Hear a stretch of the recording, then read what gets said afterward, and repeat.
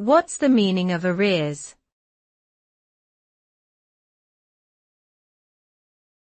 Arrears.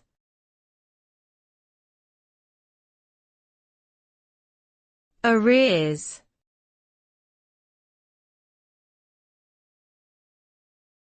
Arrears.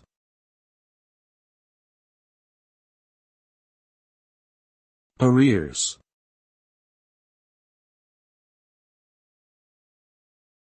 Arrears refers to a situation in which an individual or organization has failed to make a required payment or fulfill an obligation on time, resulting in a debt that is overdue and past its due date.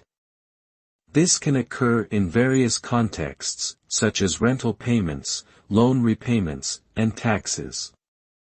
Arrears can have serious consequences, including late fees, penalties, and damage to credit scores. It's important to stay up to date with payments to avoid falling into arrears and facing these negative outcomes. Addressing arrears as soon as possible is crucial to minimizing their impact.